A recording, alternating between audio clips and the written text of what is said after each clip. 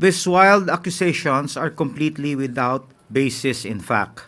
All the charges leveled against the president are pure hearsay.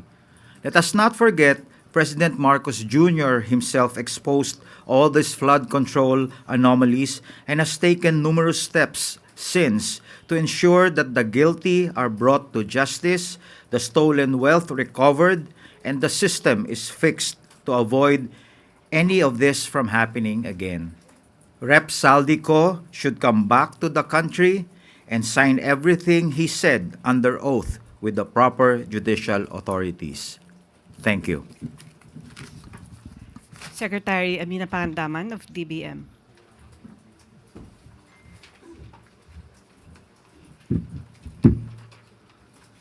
Magandang hapon po sa ating lahat. All appropriations ordered by the President is already in the National Expenditure Program. That is why it is called the President's Budget. So we reject any insinuations about it.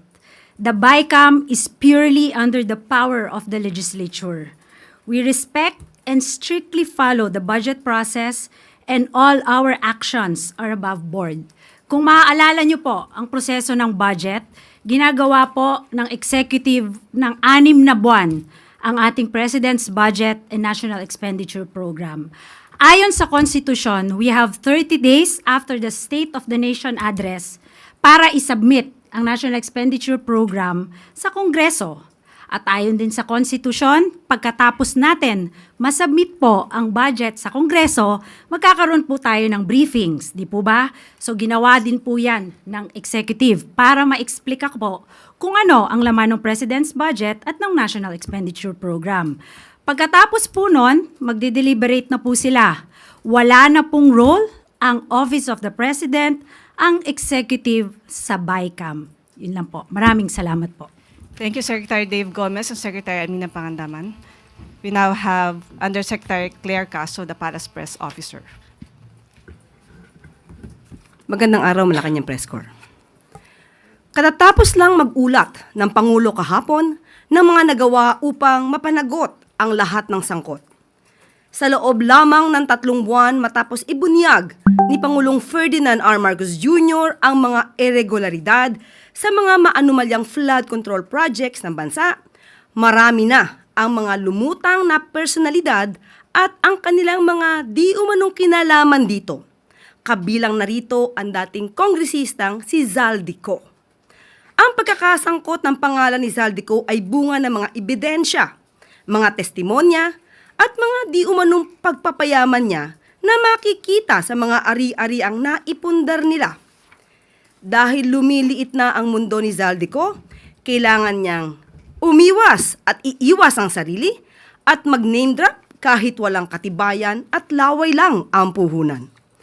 Para masagip ang sarili sa paratang ng pagnanakaw sa kaban ng bayan at mapalitaw na siya ang biktima, siya ay magtatahi ng maling kwento laban sa ibang tao. Magtuturo ng iba, puwera ang sarili niya, kahit na ang ari-arian niya at ng kanyang pamilya ay nagsusumigaw ng ebidensya laban sa kanya. Ang kanyang naging pahayag, mas nagbunga pa ito ng maraming katanungan imbes na sagutin ang kanyang papel dito sa sinasabing anomalya. Lahat ng mga sinasabi ni Zaldico ay pawang mga imbento lamang, walang basihan, walang ebidensya. Umuwi muna siya sa Pilipinas at sumpaan ang kanyang mga sinabi at harapin ang mga demanda o kaso laban sa kanya. Pakatandaan natin, nagsimula ito sa sinabi ng Pangulo sa kanyang Zona 2025. Mahiya naman kayo. Bakit niya pasisimulan ang malalimang pag-iimbestiga? Mag-establish ng ICI, Independent Commission to investigate the anomalous flood control projects and other infrastructure kung ang Pangulo ay may kinalaman dito.